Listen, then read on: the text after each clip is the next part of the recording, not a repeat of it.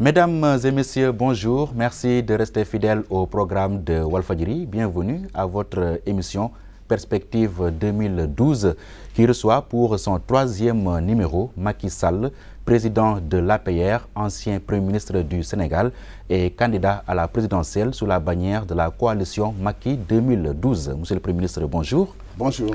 Merci d'avoir bien voulu répondre à notre invitation malgré votre agenda, on le sait, très chargé. C'est un plaisir pour moi de venir toujours dans les studios de Walfadjri pour échanger avec vous, journalistes, mais surtout pour communier avec les téléspectateurs de Walfadjri et parler avec la communauté nationale. Comme d'habitude, je co-anime cette émission avec Georges Nesta Diop, chef du desk politique du quotidien Walfadjri. Georges, bonjour. Bonjour Pierre. Je vous laisse lancer le débat. Monsieur le Premier ministre, bonjour. Bonjour, Georges. Alors, vous venez de tenir le congrès d'investiture de votre parti en grande pompe d'ailleurs, sur l'esplanade de Djamalaï, cette mythique place où se tient chaque année la prière des 2 rakas. Oui. Est-ce par superstition ou bien quelque chose d'autre a guidé votre choix? Certainement pas par superstition. Au contraire, nous avions voulu innover. Nous avions voulu oser également relever un défi par nous-mêmes. Djamalaï, comme vous l'avez dit, a été la place où Mame Limamou a fait reculer la mer. C'est donc une place très, très importante pour la communauté religieuse sénégalaise. Mais c'est également la place où Serigne Touba, au départ de l'exil, a fait ses 2 prières. Donc tous ces symboles étant importants. En plus, nous voulions trouver une place assez ouverte, qui ne soit pas un stade, compte tenu de risques que nous ne voulions pas prendre. Nous voulions un événement populaire en même temps. Donc finalement, cette place est offerte à nous et c'était un pari fou au départ. Je dois dire d'ailleurs que beaucoup n'étaient pas d'accord pour cette option. Mais finalement, je crois que le jeu en valait la chandelle. Alors, vous avez vraiment mis les petits plats dans les grands. Hein? On a dit que vous avez casqué des centaines de millions. Alors, d'où Macky Sall tire-t-il ses ressources? D'abord, il faut rétablir les choses. On n'a pas casqué des centaines de millions. Nous avons casqué une centaine de millions, 120 millions plus précisément. Cela a été le coût de ce congrès. 120 millions, c'est beaucoup et en même temps, c'est à la dimension de notre coalition et à la dimension aujourd'hui de notre parti. Nous avions voulu convier simplement au congrès les 4000 représentants des comités de l'APR. Et un comité, pour rappel, c'est 100 personnes. Donc c'est 400 000 personnes. On ne peut pas les amener tous à Djamalaï. Nous avions dit il faut choisir 2 par comité. C'était un choix cornélien difficile. Finalement, le choix qui s'est imposé à nous était de dire qu'on transportait le peu qu'on pouvait, à raison de 500 000 francs par département, ce qui fait que les départements périphériques, qui sont en tout cas lointains, n'ont pu avoir qu'un quart que le parti leur a offert. Mais on s'est rendu compte que les militants eux-mêmes ont parfois donné 3 fois, voire 5 fois plus que ce que le parti a donné. Donc ce budget, il faut bien comprendre une chose, c'est qu'à 80%, il a été mobilisé par les militants et sympathisants du parti. Il a également été donné par beaucoup de Sénégalais qui ont voulu soutenir nos efforts. Donc nous n'avons pas eu de difficultés majeures. Et pour l'anecdote, nous avions au départ commandé 15 000 boubous pour les femmes. C'était devenu une goutte d'eau. Et elles-mêmes, du fait qu'elles achetaient le boubou, elles se sont mobilisées pour mobiliser 22,5 millions, nos femmes, le mercredi. Et il fallait donc que nous, on trouve des boubous. Il n'y avait plus de boubous à l'effigie du secteur général. Elles sont allées sur le marché HLM. Elles ont pris tous les boubous qui étaient de couleur marron. Finalement, elles sont même allées vers le mauve, le violet. Tout ce qui pourrait en tout cas s'approcher du marron a été acheté. Et donc, c'est vraiment à la fois nos efforts à nous, mais c'est surtout les efforts de nos militants. Comme d'ailleurs, pour ma caution, c'est eux-mêmes qui se sont mobilisés et qui l'ont décaissé. Donc, c'est une vision nouvelle, c'est une approche nouvelle de la politique que je voudrais saluer ici. Et je profite de cette occasion pour remercier tous ces militants et toutes ces militantes, mais aussi tous les sympathisants du parti, de la coalition, qui se sont mobilisés et qui ont permis de réaliser ce formidable spectacle. Oui, et ils sont nombreux aussi dans la diaspora, je ne le dirai jamais assez. La diaspora, nous avons vraiment des contributeurs de premier ordre qui nous aident sur tout ce que nous entreprenons. Aujourd'hui, quel est le bilan que vous tirez de ce congrès d'investissement? Ce bilan, il est extrêmement positif. Et il a été, si vous voulez, l'aboutissement de tout un processus d'effort. Depuis la création du parti, je l'ai dit, le 1er décembre 2008. Nous avons pris le temps d'aller à la rencontre de nos compatriotes. Nous avons visité les villages, les hameaux.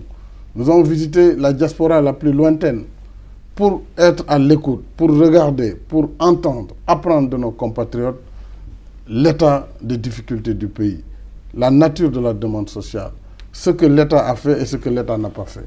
Et je pense que c'est cette affection, cette fusion, je dirais, qui a permis de voir que lorsqu'on a parlé du Congrès, en réalité, tout le monde voulait venir. Et les gens sont venus de partout, de Fongolémi, ils sont venus de Saraya, ils sont venus du fin fond de la Casamance, du Fouta, du Baol, du Caire. Donc c'est tout le Sénégal et de la diaspora qui a tenu, en tout cas, à être présent pour marquer une volonté très forte en direction de 2012.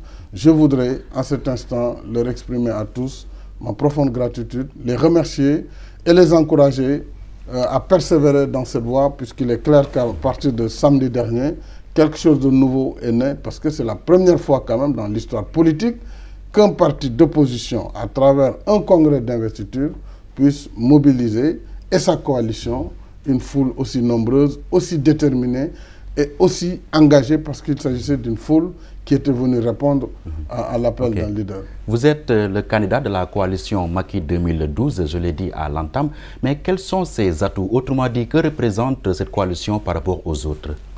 C'est une coalition originale.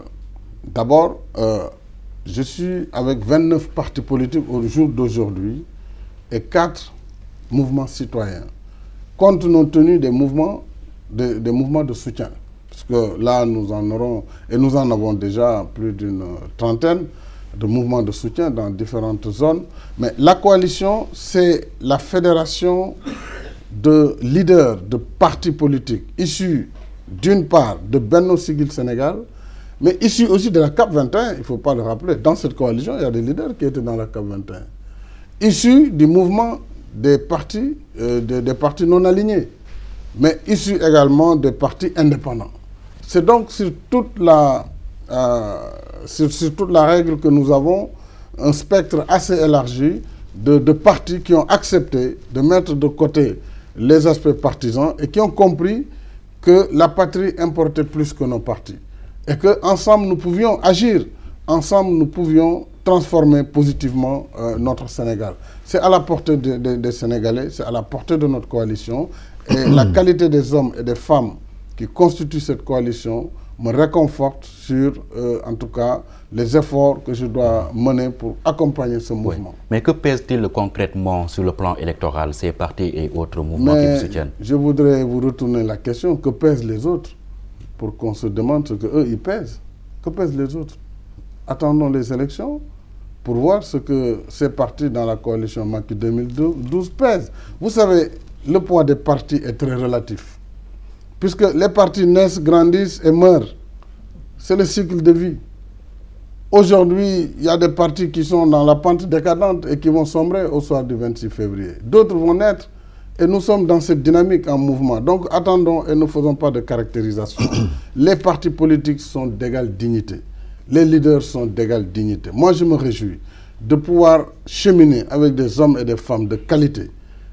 Je n'ai pas donné de l'argent, je n'ai pas d'argent à donner à un quelconque leader. Donc ce ne sont pas des rapports d'intérêt qui me lient à ces leaders. Ce sont des rapports de respect, de confiance. Et je sais que parmi eux, il y a des députés. Je ne les ai pas amenés à l'Assemblée nationale, c'est par leur travail qu'ils sont à l'Assemblée nationale. Il y a des professeurs d'université, toutes catégories, des médecins, bref, des avocats. Il y a toutes sortes de leaders qui se retrouvent dans cette coalition. Nous avons même des candidats déclarés qui ont accepté de renoncer et de venir adhérer dans cette coalition Macky 2012, qui en réalité devait porter un autre nom, mais ça c'est une affaire de la coalition et les leaders ont décidé pour l'instant que c'est ça le nom de la coalition. Mais je suis convaincu qu'il y a la jeunesse, il y a la compétence, il y a le patriotisme et l'engagement des leaders et des militants de leurs partis respectifs. Donc c'est cette union qui pourra créer une dynamique de victoire en 2012. Oui, ça ce sont les avantages, ce sont les atouts de la coalition. Mais individuellement ou personnellement, de manière intrinsèque, quels sont par exemple les atouts de Macky Sall qui pourraient peut-être amener les Sénégalais à voter pour Macky Sall au lieu de voter pour un autre? Et est-ce que Macky Sall a des faiblesses ou bien sent-il des faiblesses qui peuvent être un handicap pour lui? Vous savez, le moi est haïssable. Moi, je n'aime pas parler de moi. Le mana comme on dit en Wolof, moi, ce n'est pas ma nature, ce n'est pas mon style. Donc, je ne peux pas parler de moi. C'est aux gens de me juger. C'est aux gens de savoir si je suis digne de confiance, s'ils peuvent me faire confiance ou pas. Mais ce que je sais, c'est que moi, mes paroles sont conformes à mes actes. Donc, je dis ce que je fais et je fais ce que je dis. Quand je ne suis pas d'accord, je ne m'engage pas. Et même si la terre devait se retourner, je ne m'engage pas. On ne peut pas m'imposer des points de vue. Mais quand je m'engage à fond. Je ne me renie pas. Et je l'ai dit d'ailleurs lorsque je devais quitter l'Assemblée nationale et mon parti d'origine, le PDS à l'époque. J'avais dit qu'il faille me renier pour survivre politiquement. Je dis non. Alors, les Sénégalais sont à la croisée des chemins. Ils ont besoin de choisir un leader qui doit conduire avec toutes les forces vives de la nation notre pays vers des cimes, vers des lendemains meilleurs. Pour ça, il faut, je pense, qu'on juge d'abord sur les qualités et qu'on confonde nos engagements par rapport à nos parcours. Parce qu'un candidat à l'élection présidentielle, il ne doit pas tomber du ciel comme ça. Il a un parcours, il a un vécu. Qu'on juge les engagements d'aujourd'hui par rapport au vécu de chacun. Vous pensez que vous avez un pedigree personnel qui plaide en votre faveur? Moi, je ne pense rien. Je pense que je suis un Sénégalais qui est engagé dans la bataille de la construction de notre pays. Je fais de mon mieux. J'ai servi loyalement le pays.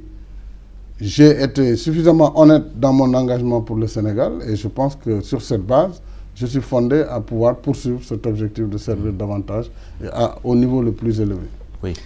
Pour en finir un peu avec le Congrès, on aura noté la présence de Idrissa Seck. Vous, comment avez-vous apprécié sa présence? Mais d'abord, il faut dire qu'il y a eu la présence de tous les leaders qui étaient en tout cas au Sénégal. Celle qui aura attiré pratiquement toutes les attentions. Ceux qui n'étaient pas là se sont fait représenter. Et oui, lui aussi, Idrissa Seck était là et je m'en réjouis. Je l'ai invité, comme j'ai invité les autres leaders. Il a tenu à venir, je le remercie pour cela. Comme j'ai remercié le doyen Ahmad Dansoko, qui est notre doyen à nous tous. J'ai remercié également tous ceux qui étaient là-bas, le doyen Samba Diouldé ici présent, la coalition, les leaders de la coalition, Cheikh Tidiane Gadio, ils sont nombreux, Baratal, et tous ceux qui ont tenu à honorer de leur présence. Donc oui, je pense qu'ils ont tenu à rehausser de leur présence notre congrès et je les en remercie. Vous avez signé la paix des braves? Quelle paix des braves? Il n'y a pas Mais si, il y a eu des échanges entre vous. Ben, si vous n'avez pas répondu, lui vous a attaqué. Oui, mais moi je ne réponds pas aux attaques. C'est ma philosophie. Donc il n'y a pas eu de hache de guerre parce qu'il faut deux pour faire un conflit. Alors moi je ne suis pas dans ce conflit. Il peut y avoir un conflit en sens unique, hein, parce que lui, il vous demande des comptes. Je crois que ça me fait rire. Ça me fait rire vraiment, parce que cette histoire de Taïwan est drôle. Puisque par la magie de la communication, voilà qu'on veut inventer un scandale qui n'en est pas un, qui n'existe pas. Qui n'existe pas. Parce que, comme je l'ai dit bien avant, aujourd'hui, moi, j'aurais détourné sur les 7 milliards que le président a bien voulu à un moment donné mettre à la disposition du gouvernement, qu'on m'aurait imputé cela. Moi, c'est ça ma responsabilité. Ce n'est pas d'où vient l'argent, ce n'est pas mon problème. Ce n'est pas moi qui ai allé chercher de l'argent, ce n'est pas moi qui ai donné. Moi, j'ai géré. Donc, on ne peut m'interpeller que sur la gestion. Y a-t-il eu 7 milliards dépensés? Oui, ils ont été dépensés et je mets quiconque au défi de prouver le contraire. Mieux, je dis, si lui a des éléments compromettant, la justice sénégalaise est là, je lui demande de la déposer, moi je répondrai allègrement à la justice. Je n'ai rien à me reprocher. Mais on brandit une affaire dans la presse, on manipule des organes, on mobilise les réseaux Internet et après on en fait une bulle qui ne veut pas s'atteindre alors que les vrais problèmes ne sont pas là et ne sont pas posés. Et c'est ça qui est dommage. Ça veut dire que ces députés-là qui disent qu'ils vont créer une commission d'enquête, mais c'est moi qui l'ai dit le premier à la TFM, de la concurrence, mais enfin c'est permis. Ça ne fait rien. Donc je dis à la TFM que je pense que je n'en dirai pas plus, mais si l'Assemblée le souhaitait, parce que l'Assemblée, c'est le contrôle parlementaire, ils peuvent faire une commission. S'ils me convoquent, je viens. Je suis un républicain. Et je ne leur dirai pas d'ailleurs plus que ce que je vous ai dit, parce qu'il n'y a rien d'autre. Sinon, c'est un autre qui doit répondre. C'est lui qui a donné. Mais moi, je crois que j'ai dit ce que j'avais à dire sur cette question. Idrissa Seck, lui, a dit qu'il va vous soutenir en cas de second tour. Vous, est-ce que vous prenez l'engagement aujourd'hui de le soutenir si vous ne serez pas, au cas où vous ne serez pas présent? Mais je l'ai dit avant lui, au moins 2 ans avant lui. C'est à Kaolack, au CEDEF de Kaolack, en avril-mai 2009, que, parlant de la problématique de la candidature plurielle, au sein de Benno, j'avais dit qu'il faut que Benno s'accorde sur le fait que le candidat le mieux placé puisse être soutenu au second tour. Et que moi, je m'engageais, si jamais je n'étais pas à ce niveau, de soutenir le candidat le mieux placé, y compris lui. Pourquoi pas? S'il s'appelait Idrissa Seck. Si le choix des Sénégalais, c'est Idrissa Seck, je respecterai ce choix. Okay. Mais je ne le pense pas. Voilà. Monsieur le Premier ministre, nous allons maintenant parler, parler d'offres politiques. Votre programme. Quels sont les différents axes de votre programme en concernant notamment l'éradication ou bien la réduction de la pauvreté ici au Sénégal? Alors, mon programme, mon ambition, c'est de construire et d'indiquer le chemin du véritable développement. Cela suppose 5 axes majeurs qui ont été définis, sur lesquels je vais passer rapidement. Mais le premier aspect le plus important, c'est de mettre un terme à l'injustice sociale. Notre pays connaît une injustice criarde. Que ce soit dans le domaine de la couverture maladie, qui est le domaine le plus sensible parfois, le domaine de la maladie. Parce qu'aujourd'hui, si vous imaginez un Sénégalais qui tombe malade, parce que tout le monde peut tomber malade, nous sommes des humains, nous sommes faits pour tomber malade, je parle sous le contrôle d'un médecin qui me regarde. Donc, qu'est-ce qui arrive à cette personne qui n'a pas de couverture maladie, qui n'a pas d'assurance maladie? Alors, étudions et voyons le parcours entre la maison, l'hôpital ou la maison et le centre de santé. Très souvent, si c'est un milieu rural, il faut faire des kilomètres en charrette pour arriver vers le poste de santé. Et très souvent, quand tu y arrives, il n'y a pas l'infirmier.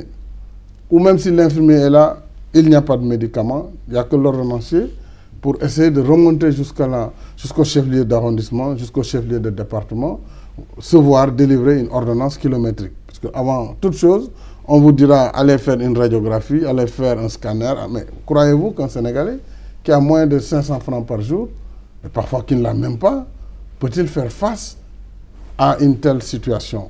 Et qui arrive à tout le monde. Et il n'y a absolument rien qui est prévu pour apporter une solution à ce type de situation sociale dramatique. Je ne parle pas des cas des hémodialysés. Le Sénégal a très peu de capacités. Souvent, pour se faire les dialyses, les gens viennent de régions très lointaines, avec le coût auquel ils doivent faire face. Aujourd'hui, malgré les efforts du gouvernement, ça reste hors de portée pour la majorité des Sénégalais. Il en est de même pour les insuffisances rénales, pour certains types de maladies, le diabète. Il nous faut donc trouver une solution sur la prise en charge de la maladie, afin d'arriver à une couverture maladie universelle. Nous avons environ 80 000 agents de la fonction publique, 220 000, 230 000 salariés du secteur privé. Le tout, si on le réunit, ça fait à peine 300 000 personnes qui ont un revenu net maîtrisé sur une population de 13 millions. Voilà le défi. Comment couvrir le reste? Comment couvrir les besoins en assurance maladie des paysans qui sont dans l'arachide, qui sont dans le riz, qui sont dans d'autres cultures? Comment couvrir tous ces chauffeurs qui sont au quotidien sur les routes avec le taux d'accident? Donc l'enjeu, c'est de construire une caisse nationale de solidarité maladie, mais qui soit transparente. Et cette construction devrait permettre de prendre en charge donc ces catégories qui pour l'instant sont laissées en rade. Je peux parler également des mères de famille qui n'ont pas les revenus nécessaires pour accompagner leurs enfants à l'école. Par rapport à cette catégorie, j'ai dit, si je suis élu président de la République, un enfant ne pourra plus rester à la maison parce que la maman n'a pas de quoi lui assurer le minimum pour aller à l'école. On donnera au moins une bourse de sécurité familiale. Et cette mesure autour de 100 000 francs par an ça peut paraître peu, mais c'est important, pourrait concerner au minimum 250 000 familles dans l'année pour accompagner. Et les bourses, je me rappelle de notre temps, les fils de paysans, ils avaient des bourses à partir de la 6e. Ils allaient au collège, au lycée, ils allaient à l'internat. Donc il y avait la cantine scolaire pour manger, il y avait l'internat pour dormir, et ils faisaient leurs études. Avec les politiques d'ajustement, tout ça a été remis en cause. Aujourd'hui, les mêmes bailleurs d'ailleurs savent qu'il faut revenir vers la cantine scolaire. Et grâce à certains programmes, on y revient timidement. Mais il faudrait le faire de façon plus systématique pour les catégories vulnérables. Alors là, c'est le premier aspect, je pourrais le développer à volonté.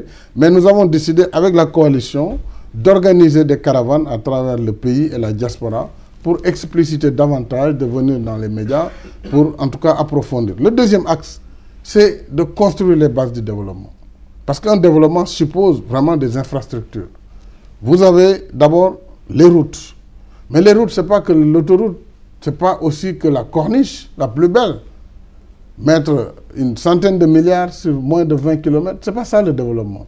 Et c'est pourquoi, malgré les milliards qui ont été injectés dans le secteur des infrastructures, elles n'impactent pas sur le développement, elles n'impactent pas sur la croissance. Puisque les investissements n'ont pas été judicieux et ils ont été très chers. La compétition n'a pas été suffisamment optimale pour permettre d'impacter sur la croissance. Donc nous nous disons, il faut des infrastructures d'abord vers les voies, vers les zones de production agricole, les fameuses pistes de production. Il nous faut développer dans la zone sylvopastorale un réseau densifié de forage, puisque les pasteurs, les éleveurs sont fatigués, les bêtes sont stressées. Il faut simplement des forages, il faut des pistes de production, il faut de l'énergie. On pourra revenir sur l'énergie parce que c'est un autre secteur. Ces questions, tant qu'elles ne sont pas réglées, si on parle de développement aussi, on va causer, mais en réalité, on n'avancera pas. Et donc, les bases du développement, c'est aussi la formation professionnelle. Nous avons négligé la formation professionnelle, puisque au lendemain des indépendances, du fait que le colon, il voulait avoir des interprètes dans les tribunaux, des commis d'administration, on a pensé que tout ce qui est manuel était avilissant. Et personne n'a voulu mettre ses enfants, l'État lui-même n'a pas voulu injecter de l'argent dans le secteur de la formation professionnelle. Or, si vous prenez des économies comme l'Allemagne, c'est principalement dans le volet formation professionnelle que l'économie de l'Allemagne s'appuie pour avoir un tissu industriel aussi développé et aussi compétitif. Donc, ces aspects-là, c'est la base du développement. Le troisième axe, très vite, c'est d'assurer une productivité développante. Le développement, c'est la production. Mais si on passe son temps à consommer, je pense qu'on ne se développera jamais. Et c'est toute la différence entre pays industrialisés et nous-mêmes, qui sommes des consommateurs de tout et qui ne produisons rien du tout. Il nous faut produire de la valeur ajoutée. Il nous faut transformer nos productions agricoles, céréalières, fruitières. Nous avons énormément de fruits, de mangue, mais nos jus de fruits nous viennent d'Indonésie, nous viennent d'Égypte, nous viennent d'ailleurs. Ce n'est pas normal. Il faudrait quand même qu'on puisse transformer l'arachide. Nous avons d'ailleurs dans la coalition un industriel qui a eu une expérience très intéressante à Fatick, avec la transformation de l'arachide pour en faire du chocolat. Mais je crois que nos parents sérères, comme ils ne consomment pas beaucoup de chocolat, il a eu des difficultés. Mais il faut voir les débouchés. Et donc, c'est cette productivité développante qui va être un aspect important et qui s'appuiera sur le secteur de l'agriculture et du monde rural et sur surtout le tourisme avec tous les métiers liés à ce secteur qui a un très fort potentiel d'emploi et de croissance. Et il y a naturellement d'autres secteurs sur lesquels nous pourrons revenir. Quatrième axe, très rapidement, c'est d'avoir et de développer un modèle démocratique respectable et irréprochable, j'allais dire. Parce que tant que nous n'avons pas un état de droit, tant que la démocratie n'est pas viable, tant que l'État ne fonctionne pas selon des principes républicains, tout ce que nous voulons construire, nous ne pourrons pas le faire. Puisque ceux qui vont diriger ne se sentent pas responsables devant les populations. Ils ne rendront pas compte. Ils feront des options hasardeuses qui vont nous coûter les yeux de la tête, sans conséquence. Donc, le budget lui-même ne va pas être optimisé dans son utilisation et dans sa répartition. Donc la démocratie, elle est fondamentale, la démocratie représentative, l'équilibre entre les institutions. Je suis une victime réelle de ce manque d'état de droit. Il faudrait que l'État fonctionne selon des principes et des normes démocratiques. Il faudrait que le pouvoir judiciaire exerce la souveraineté de son pouvoir en matière judiciaire. Au moment d'ailleurs où en ce moment on est en train de faire des malheurs à la Cour des comptes, je puis vous assurer que si je suis élu président de la République, la Cour des comptes accédera au compte de la présidence de la République. Elle accédera au compte de l'Assemblée nationale. Donc elle sera renforcée. Et nous aurons une chambre régionale des comptes, puisque je compterai développer une politique de déconcentration et de décentralisation accrue. Et les budgets transférés vont être exécutés dans les régions, les marchés se feront dans les régions, et donc la Cour des comptes, l'Inspection générale d'État et tous les corps de contrôle de l'État suivront également le mouvement, ce qui d'ailleurs va désengorger Dakar et donc les environs. Le dernier axe, très rapidement, après tout cela, c'est de nous occuper de la paix, de la sécurité, de l'intégration économique africaine. La paix en Casamance va être un volet extrêmement important de notre action, puisque le Sénégal a payé un tribut trop lourd. Beaucoup de sang a été versé en Casamance. Et les Casamancés ont trop longtemps souffert de ce conflit. Il s'agira donc d'instaurer un dialogue national, ouvert, inclusif, mais en y incluant toutes les parties intéressés par le conflit, y compris nos partenaires de la Gambie et de la Guinée-Bissau.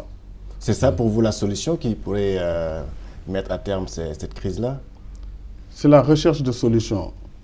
Je ne serai pas péremptoire pour dire j'ai la solution. Ça n'a aucun sens, parce que ça fait 30 ans que le conflit il dure. Mais je peux m'engager et je mettrai tous les efforts nécessaires pour arriver à une solution rapide et durable. Vous avez promis 100 jours pour résoudre le problème. Vous vous engagez à régler en combien de temps? Je ne m'engage pas dans des délais irréalistes. La preuve, ça en fait long feu. Je pense que vous pourriez d'ailleurs à l'occasion l'inviter et lui demander ce qu'il en est advenu. Je pense que si on se donne les moyens d'engager sincèrement le dialogue entre les fractions restantes du MFDC, l'État du Sénégal, mais les acteurs de la société civile casamançaise, de toute la société civile casamançaise, mais aussi de toutes les bonnes volontés sénégalaises et gambiennes et guinéennes, parce que c'est deux pays qui sont forcément impliqués, du fait qu'ils constituent l'arrière-péri de la branche armée du mouvement. Je crois avec un nouveau pouvoir, nous pourrons en tout cas déclencher un espoir nouveau et arriver à une solution de paix. Monsieur le Premier ministre, il vous sera très difficile, par exemple, de critiquer le régime libéral, en tout cas sur son bilan, parce que quelque part, vous êtes comptable de ce bilan-là. Oui, je suis comptable de ce que j'ai fait, je ne suis pas comptable de ce que je n'ai pas fait. De toutes les façons, comme j'ai eu à le dire, j'ai assumé ma part de partage. Je l'assume, hein, parce que comme je l'ai dit, l'alternance a été le choix des Sénégalais, il ne faut pas l'oublier. Ça a été un combat de plusieurs années, de démocrates sénégalais, de patriotes, qui ont permis en 2000 de changer le Parti socialiste et d'amener l'alternance avec Maître Abdoulaye Wade à la tête. Et nous l'avions accompagné bien des années avant. Et nous sommes venus donc avec lui à l'alternance, nous avons exercé avec lui, nous l'avons accompagné jusqu'au moment où nous nous sommes séparés. La vie, c'est des séparations aussi. On a été ensemble quand c'était possible, quand nous n'étions plus en mesure de cohabiter, nous avons assumé. Et moi, j'ai assumé la rupture parce que c'est moi qui ai démissionné du PDS. On ne m'a pas exclu. Donc, à partir du moment à la démission, hein, c'est tout comme. Oui, c'est les principes. Quand je ne peux plus m'épanouir dans mon groupe, quand mon propre parti ne me donne plus l'espace vital pour exercer, je pense que je n'ai plus de place là-bas. Ce n'est pas parce que j'étais président de l'Assemblée ou que je peux quitter l'Assemblée pour chercher une autre sinécure que je devrais rester. Je ne pouvais plus rester. J'ai pris le choix et la décision de quitter. Est-ce qu'on ne vous a pas poussé à la sortie? Mais on a poussé des gens à pire que ça. Ils sont restés. Donc, ce n'est pas là qu'on m'a poussé ou pas. Moi, il y a des principes sur lesquels je ne peux pas bouger. On m'a poussé, oui. On m'a demandé de démissionner. J'ai refusé parce que je n'avais pas à démissionner. Simplement pour avoir envoyé un courrier, une demande de l'Assemblée nationale, des députés. Ce n'était même pas ma demande à moi. Les députés disent on va auditionner l'ANOCI. Mais la moindre des choses pour le président de l'Assemblée, c'est de convoquer. C'est ce que j'ai fait. On m'a reproché de le faire. Voilà le conflit. Ensuite, on m'a dit tu dois partir. J'ai dit ah non, vous confondez. serviette et torchon. Ce n'est pas parce qu'on est dans le même parti que pour l'institution, quand je prends mes responsabilités, non, je refuse. Ça ne se passe pas comme ça. Donc, on a essayé, menaces, machin, truc, ça n'a pas marché. Et puis après, on a changé la Constitution. Et c'est ça qui est drôle. Je vois d'ailleurs, ils disent, oui, la Constitution ne peut pas être rétroactive. Je leur dis, mais vous avez la mémoire courte. La loi qui a destitué Macky Sall a été d'application immédiate. Donc c'est une loi constitutionnelle. On a dit qu'elle est d'application immédiate. Donc son mandat, qui était de 5 ans, va être ramené à 1 an.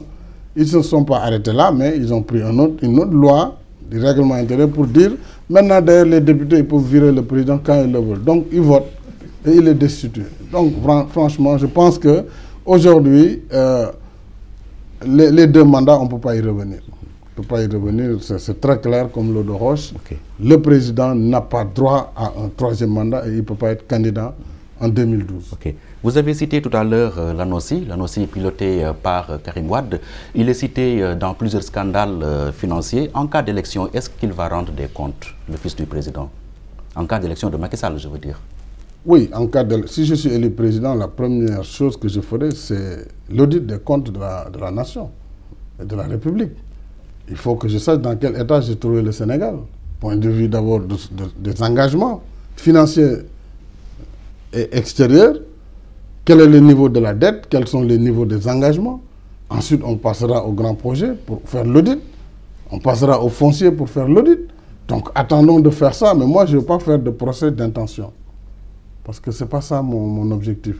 Par contre, si quelqu'un est fautif sur cette question, on lui fera appliquer la loi comme tout le monde. Mais je ne vais pas non plus m'acharner sur une personne parce que c'est le fils du président ou autre. C'est valable pour tout le monde. Donc si ces audits objectifs, qui ne seront pas une chasse aux sorcières, révèlent des manquements graves, eh bien, la suite qui devra être donnée sera donnée. Conformément d'ailleurs aux lois et règlements de notre pays. Voilà. Rien de nouveau ne sera créé. Donc, comme dit Lavoisier, rien ne se perd, rien ne se crée. Tout se transforme. Voilà, vous avez tantôt parlé de la candidature de Wade, vous avez fait allusion à sa candidature. Alors, vous avez organisé un séminaire à l'issue duquel il a été déclaré sa candidature irrecevable. De son côté, la moisse présidentielle a organisé aussi son séminaire avec des experts internationaux qui ont validé sa candidature. Alors, chacun tirant la couverture de son côté, pourquoi ne pas laisser tout le monde être candidat une bonne fois pour la paix du pays? Non, ce serait trop facile. Pourquoi ne pas laisser tout le monde puiser dans la caisse de l'État si c'est comme ça? Ben oui, c'est simple. Non, c'est trop facile ça. C'est différent. Non, c'est pas différent. Donc la loi n'a plus aucun sens. Ce n'est plus la peine qu'on érige des règles. Les règles, c'est comme au football. Quand on dit que lorsqu'un ailier il déborde, alors que la défense n'est pas là, c'est un hors-jeu, mais si l'arbitre ne siffle pas le hors-jeu, si tous les hors-jeux sont permis, il n'y a plus de jeu, il n'y a plus d'intérêt. En ce moment que le plus fort soit là, on sait que bon, il est plus fort, donc on se soumet. On n'est plus dans un jeu démocratique. Le jeu démocratique suppose le respect des règles. Et la première des règles, c'est la loi fondamentale de notre pays. Et d'ailleurs, c'est le président Wade lui-même qui a été à l'origine de cette avancée. Donc, il n'y a pas de raison qu'il revienne en arrière. Et s'il veut revenir en arrière, nous disons non. C'est aussi simple que ça. Ce n'est pas parce qu'il veut revenir en arrière qu'on le laissera faire ce qu'il veut. Quel moyen de lutte préconisez-vous? Mais nous préconisons une lutte pacifique, mais forte. C'est la pression populaire qui empêchera de faire des dérives et qui empêchera de violer la Constitution. C'est ça, les partis, la société civile, les forces vives, les citoyens doivent comprendre que s'ils ne se battent pas pour faire respecter leur Constitution, demain, ils ne seront pas responsables devant ceux qui seront élus. Et ceux-là feront ce qu'ils voudront. Et ce sera à leur détriment. Aujourd'hui, les gens sont en train de crier sur les taxes, sur les appels entrants, Global Voice, etc. Les immigrés savent aujourd'hui qu'on est en train de taper dans leur poche. Ils n'ont pas de choix parce qu'il y a un gouvernement qui décide qu'il fera ainsi. Sur l'aéroport, pour promouvoir le tourisme, on devrait plus ou moins amener le Sénégal à être compétitif. Il ne l'est plus parce qu'il y a une taxe extrêmement chère, la redevance, pour le développement des infrastructures aéronautiques, la RDIA. Près de 30 € par billet, voire 40 € qui sont prélevés. Ça, c'est le fait d'un choix de gouvernement. Donc, il est important que le citoyen puisse juger et sanctionner ses dirigeants. Si on est dans un système où les citoyens ne peuvent plus sanctionner, on n'est plus en démocratie. Oui, donc c'est pourquoi nous tenons au respect de la Constitution. Et nous nous battrons pour ça. Et le Conseil constitutionnel dans tout cela? Le Conseil, il va juger. C'est lui le dernier rempart. Il faut l'attendre. Nous nous battons. Nous n'allons pas l'attendre. Pourquoi nous allons l'attendre? Avant qu'il ne commette l'irréparable, il faut l'empêcher de le commettre. Pas rester assis confortablement attendant qu'il aille déposer, que le Conseil dise oui ou non. Non, on est en politique. Politique, c'est aussi le rapport de force. Et les acteurs politiques ont le devoir, en tout cas en ce qui nous concerne, d'empêcher les forfaitures. Donc nous nous battrons et le Conseil, lorsque malgré cette bataille, le président va s'obstiner pour déposer une candidature, eh bien nous attendrons le verdict pour voir la suite à donner aux événements. Donc vous n'excluez pas qu'il se présente, Maître Wade, en 2012? Ça, c'est à lui de le dire. Moi, je ne... De toute façon, moi, je me suis préparé pour affronter n'importe quel adversaire. Quel qu'il soit, y compris Wade, quel qu'il soit. Je me suis préparé depuis 3 ans et avec notre coalition pour gagner, avec l'aide de Dieu et le choix des Sénégalais cette prochaine élection. Alors, Monsieur le Premier ministre, il y a beaucoup de sondages qui sont effectués qui vous donnent toujours gagnant. Parfois, vous faites la une des journaux français même. Est-ce que vous accordez du crédit à tout cela? Vous savez, les sondages, je dirais, c'est comme du parfum. Il faut les sentir, mais il ne faut pas les boire. Les sondages, c'est des repères. C'est des repères. Ils doivent vous permettre, lorsque vous êtes responsable, c'est une enquête d'opinion qui doit vous donner l'état de l'opinion en temps donné. Et cet état, il change en fonction des événements, des situations. Donc, en tant qu'acteur politique, même si le sondage n'est pas publié, vous devez l'apprécier et réajuster votre démarche. Moi, j'ai cette démarche rationnelle. Je sais que pour ce qui est des sondages faits par des bureaux d'études, donc des sondages crédibles et sérieux, pas des gens qui publient, parce que n'importe qui peut publier n'importe quoi. Ça, ce n'est pas un sondage. Un sondage, c'est lorsque un cabinet habilité, qui a l'expertise, qui a les outils, fait un échantillonnage représentatif du corps électoral, fait ses enquêtes d'opinion ou utilise la méthode du téléphone à la ligne, parfois même le net, mais tout ça c'est moins représentatif. Il fait une enquête d'opinion et qu'à l'issue de cette enquête, il a ses résultats et que les résultats me donnent une position que moi je sais d'avance, réelle ou pas. Parce que ces différents sondages qui me mettaient devant, en même temps me montrent des zones de faiblesse notoires dans notre dispositif. Est-ce vous qui les avez commandités? Non. Moi, j'ai commandité un seul sondage en 2010 dans un cabinet qui a pignon sur rue. Et ce sondage, d'ailleurs, n'a pas été publié. C'est un cabinet BDA. Quels étaient les résultats? Parce que en 2010, j'étais deuxième. Derrière Wade. Voilà. Ah bon. Avec combien de pourcentage? Dans ce sondage, c'était lui 27, Macky 22. Voilà, les autres, je peux en parler. Bon, je parle du président, parce que le président, c'est lui que tout le monde attaque. C'est normal que je coigne parfois. Hein, même si c'est avec beaucoup de, mais est-ce que c'est pas considération. Donc les sondages, je pense qu'aujourd'hui, il y a un affolement du pouvoir qui essaye de corser, mais ils n'ont qu'à rendre les sondages plus accessibles. C'est-à-dire créer les conditions où ceux qui voudraient le faire le fassent dans des normes. Moi, je suis d'accord qu'il faut des normes. Parce que aussi, il ne faut pas des fantaisies. Il ne faut pas tromper l'opinion. De toutes les façons, moi, les sondages, je les utilise plus pour la stratégie interne de redéploiement que plutôt pour faire du show. De toutes les façons, je sais là où je suis fort, là où je suis moins fort et là où je suis faible. Donc, j'essaie de réajuster, d'avoir des alliés justement selon les circonstances, de démarcher telle ou telle personnalité pour renforcer telle ou telle zone. Est-ce que ce n'est pas parce que tous ces sondages-là vous placent loin devant lui que l'État s'est fâché à dire « Ok, là, il faut arrêter ». Oui, mais on ne peut pas arrêter la main avec ses bras. Ils arrêteront la publication des sondages, pour autant la réalité politique et sociologique est là. Et elle sera dans les urnes. Donc ça ne sert à rien. Ils n'ont qu'à empêcher les sondages. D'ailleurs, moi, ça m'arrange qu'on ne publie pas de sondages d'ici les élections. Donc, je n'ai pas de problème. Ils n'ont qu'à empêcher les sondages, mettre un barrage. Mais dans les urnes, nous verrons les vrais sondages sortiront des urnes. Voilà. Monsieur le Premier ministre, nous allons aborder quelques questions d'actualité avec l'éclatement de Benno Siggil Sénégal. Vous avez pris donc vous avez signé sous réserve la charte de bonne gouvernance des assises nationales. Qu'avez-vous envie de dire aujourd'hui après avoir constaté l'éclatement de Benno Siggil Sénégal? Oui, c'est dommage. C'est dommage parce que Benno a été un cadre extrêmement important de concertation et d'unité d'action qui a permis la victoire d'une opposition assez significative lors des dernières élections locales. Et depuis lors, les différents partis membres de Benno, dont certains sont ici, 8 partis au moins sont issus de Benno, ou 9 qui sont ici présents, les partis ont dit il faut continuer l'expérience. Il nous faut aller ensemble en 2012.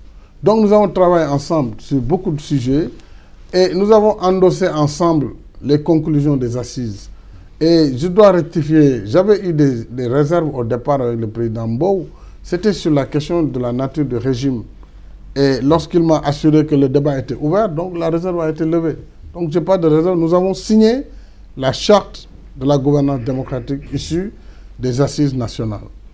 Et nous sommes allés même plus loin sur certains points par rapport aux institutions de la République. Alors, sur la problématique de la candidature, justement, c'est là où il y a eu un entêtement. Certains partis ont considéré contre vents et marées qu'il faut la candidature unique. Notre vision a été de dire qu'il est impossible d'avoir une candidature unique dans une élection ouverte à 2 tours. On n'a pas besoin de devin pour le comprendre et l'histoire nous a donné raison. Mais je crois qu'au-delà de ce fait, il faut dépasser cette problématique. Parce qu'en réalité, ce n'est pas un échec. C'est un échec pour ceux qui se sont arc-boutés sur des positions. Mais cette diversité est une richesse, croyez-moi. C'est une richesse. Et j'ai eu à dire que l'unicité est réservée à Dieu. D'ailleurs, en Wolof, on te dit Bakaru Bokale. Quand tu associes Dieu à autre chose, tu fais du Bokale. Mais en politique, on ne peut pas parler d'unicité.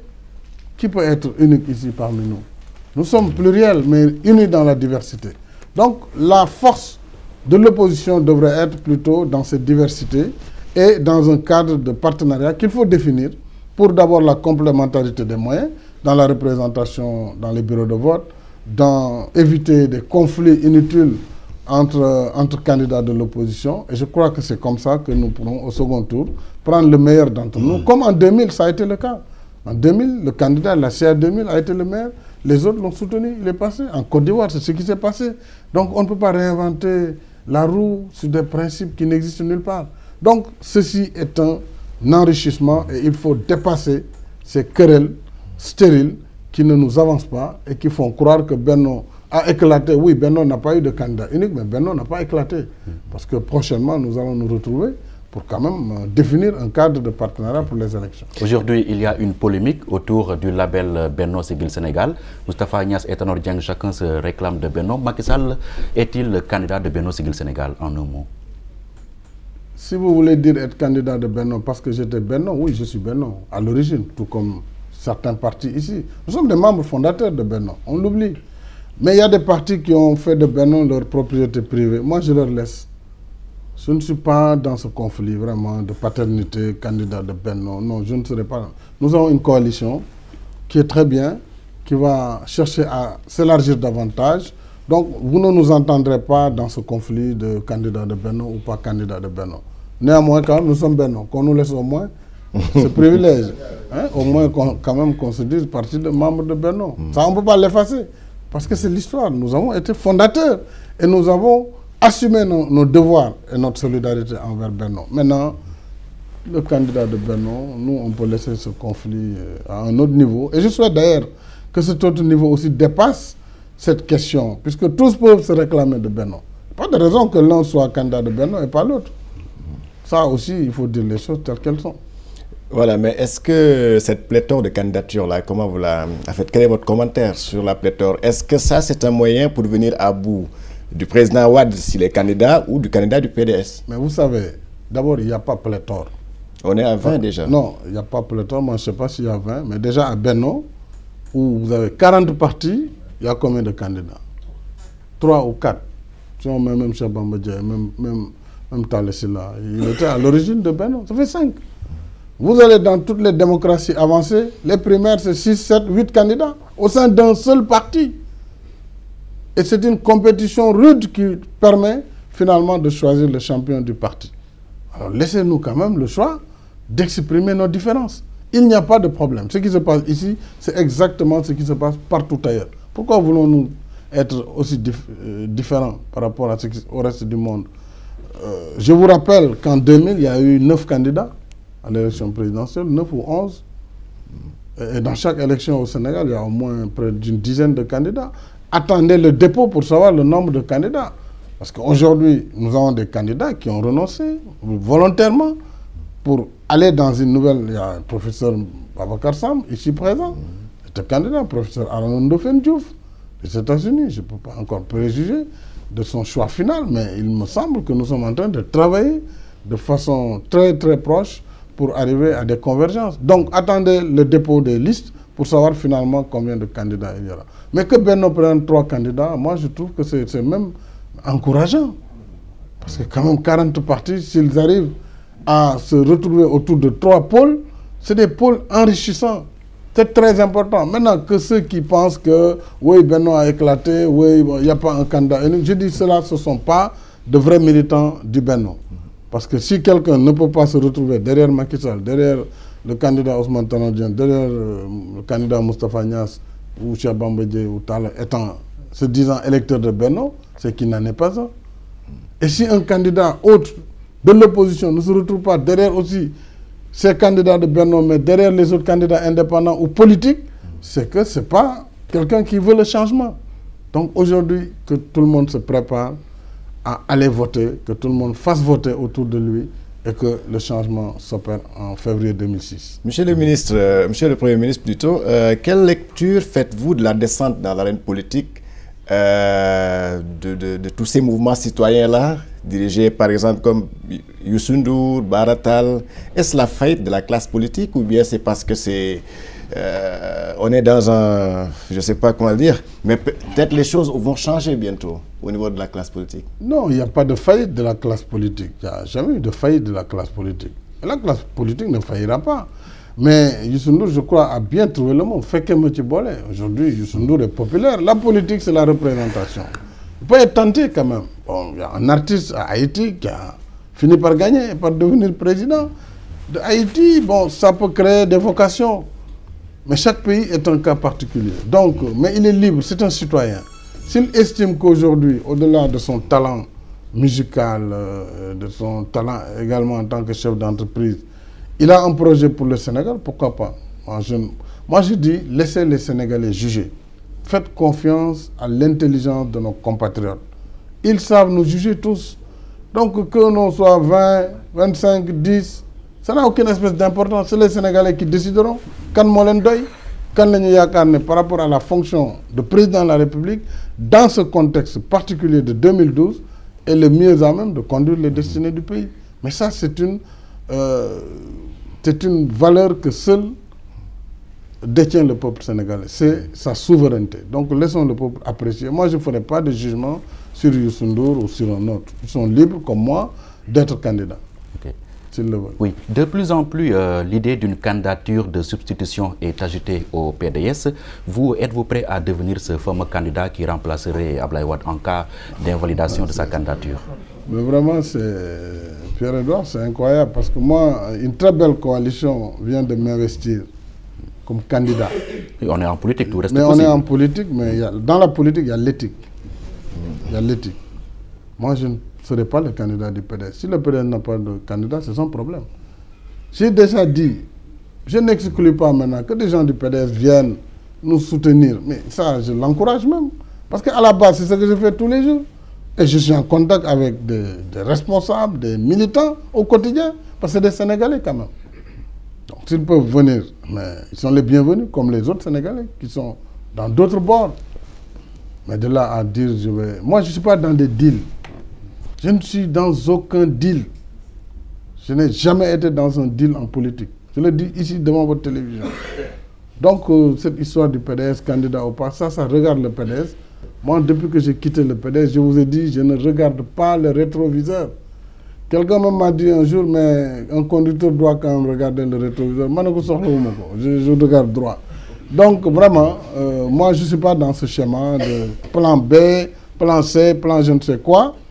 Je suis aujourd'hui candidat de notre coalition Et j'invite tous ceux qui pensent que nous pouvons apporter quelque chose à venir nous rejoindre et nous soutenir pour que nous changions positivement le Sénégal à partir de février 2012.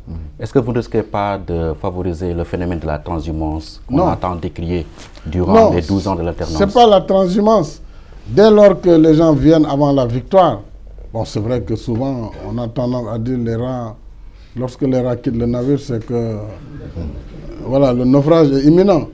Non, mais les gens qui viennent avant la victoire, qui vont se battre, c'est vrai qu'ils sont venus tardivement, mais bon, ils ont quand même le mérite de venir à la 25e heure, si vous voulez. Mais moi, je les respecte. Ce qui est par contre déplorable, c'est que des gens attendent que certains se battent et gagnent pour venir en plus les bousculer. Ça, ce n'est pas acceptable. Et nous, dans ce cas, la porte leur sera fermée.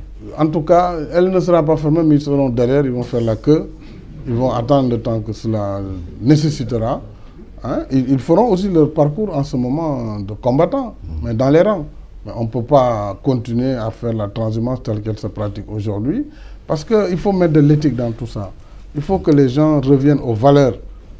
Il faut qu'on revienne aux valeurs, c'est extrêmement important. Parce que nous ne pourrons pas changer positivement notre pays si nous restons dans le boule-falais, là, le masla qui ne veut rien dire. Chacun peut faire ce qu'il veut, mais après on ricane entre camarades et puis voilà, on se tape de l'épaule et c'est fini. Non. Mais ceux qui viennent aujourd'hui, ils sont les bienvenus. Oui. Ils ont le même mérite que ceux qui sont partis depuis 3 ans. Oui, ce week-end, il y a un ministre du gouvernement qui a dit qu'il y a des gouverneurs wadistes qui travaillaient pour la victoire du président de la République. Vous, qu'est-ce que vous en pensez? Parce qu'il estime que travailler pour la victoire de Wade, c'est faire œuvre vraiment de salut public. Quoi. Vous savez, c'est dommage qu'un ministre de la République raisonne comme ça dans une République qui se respecte. Je ne crois pas que les gouverneurs ont été contents de ce discours. Parce que les gouverneurs aussi, c'est des compatriotes. Et j'ai eu la chance de servir au niveau du ministère de l'Intérieur. Je connais la valeur de certains administrateurs. Maintenant, dans chaque chose, il y a des brebis galeuses. Vous pouvez trouver voilà, quelques personnes qui sont hors normes et qui ne sont pas dans la ligne. Mais moi, les administrateurs civils que j'ai connus sont des serviteurs de l'État, pas du chef de l'État. Maintenant, l'État est incarné à un moment donné par un chef. Il peut s'appeler Abdoulaye Wade, il s'est appelé Léopold Sédar Senghor dans le passé, il s'est appelé Abdou Diouf, demain il s'appellera peut-être Macky Sall ou un autre. Mais ils servent l'État. Il ne faut pas faire cette confusion parce qu'on sert l'État, que le chef de l'État est là, on est au garde à vous, qu'on est un militant du chef de l'État. C'est une aberration. Maintenant, parmi eux, s'il y en a qui s'écartent du droit chemin, ceux-là devront être sanctionnés si nous arrivons. Pour que vraiment l'administration reste une administration neutre au service des citoyens. Récemment, le président de la République a déclaré au CICES qu'aucun de ses anciens premiers ministres ne peut se prévaloir d'avoir réalisé quoi que ce soit. C'est lui qui a tout réalisé. Vous répondez quoi en tant qu'ancien premier ministre du président? Mais là, il est en train de donner raison à Talla Sylla qui avait fait une très belle chanson. À l'époque, nous, par décence, on ne pouvait pas quand même entonner la même chanson. Mais si, bon, c'est vrai que c'est lui le président qui est élu. Donc le bilan lui incombe. C'est lui qui définit la politique. Ça, je ne lui dispute pas. Parce que moi, je respecte les prérogatives du président de la République. Parce que c'est quelqu'un qui est élu par la majorité des Sénégalais. Donc, il a la légitimité de la définition de la politique de la nation. Mais tu as beau définir une politique, si elle n'est pas mise en œuvre, elle ne donnera rien du tout. C'est un chapelet d'intention. Je crois que le rôle au moins d'un Premier ministre et d'un gouvernement, c'est d'avoir la capacité d'organiser, de mettre en musique et de mettre en œuvre une politique et une vision. Mais si c'est lui en même temps qui définit, qui met en œuvre, on n'a qu'à lui laisser ça. Ce n'est pas un problème. Que les Sénégalais nous fassent confiance. Nous leur montrerons que nous pouvons faire bien, beaucoup plus et mieux. Et dans un délai beaucoup plus réduit. Aujourd'hui, il est en train d'inaugurer ses réalisations. Non, certains pensent qu'il est dans une campagne électorale prématurée. Est-ce votre avis? Oui, bien sûr, il est en campagne. C'est de bonne guerre. Moi, je ne le lui reproche même pas. Mais il n'inaugure pas. C'est de petites infrastructures. À Matam, il n'y a rien qu'on doit inaugurer. Qu'est-ce qu'il a inauguré là-bas? Des centres de santé. Un centre de santé pour un président de la République, vous vous rendez compte? Rien que le kérosène qu'ils ont mis pour aller à Matam vaut plus que le centre de santé. Non, il faut qu'on soit efficace. Vous savez, moi, je suis pour l'efficience. C'est peut-être ma formation, mais dans toute chose, je suis pour l'optimisation. Pas déplacer toute la République à 800 km pour aller inaugurer un centre de santé. C'est un manque de respect. C'est pour ne pas vous laisser le terrain aussi. Hein? Mais de toute façon, ce terrain là-bas, c'est perdu d'avance. Il peut y aller 4 fois par semaine. Ah bon? Ça ne servira à rien. Je vous dis, c'est perdu d'avance. Donc peut-être il faut aller rechercher d'autres zones comme Kébémer, consolider, parce que même Kébémer, c'est en train de bouger là. Mais en tout cas, hier, là, vous avez dit que c'est perdu. Alors les responsables locaux lui ont dit que c'est assuré dès le premier tour. Non, mais vous savez, ces responsables qui lui ont dit ça, tous les lieutenants sont avec moi ici. Donc vous savez, entre le discours qu'on tient devant le président qui distribue les prébendes, les décrets, et la réalité, c'est autre chose. Leur discours ne peut pas être différent. Okay. La réalité, elle est autre. On le sait. Okay. Maintenant, les enfants, il est permis de rêver. Quelle sera la première décision de Macky Sall, président de la République? Alors, la première décision, c'est toujours difficile. Parce que lorsqu'on est élu président de la République, je crois que le premier acte majeur après la prestation de service, c'est de s'occuper du gouvernement. C'est de nommer un premier ministre. Et il faut qu'il soit représentatif de l'espoir et de l'espérance que les Sénégalais vont placer en nous. Il faut qu'on sorte du cadre fondamentalement partisan. C'est-à-dire ne pas être enfermé par nos partis et notre coalition. Il faut essayer de rechercher le meilleur pour proposer aux Sénégalais une voie nouvelle.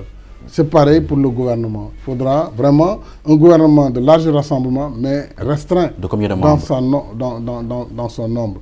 Alors, nous travaillons sur des chiffres, mais vous savez, je ne veux pas avancer des chiffres, mais ce qui est sûr, c'est qu'on ne fera pas un gouvernement de plus de 23-25 membres. Ça, c'est clair.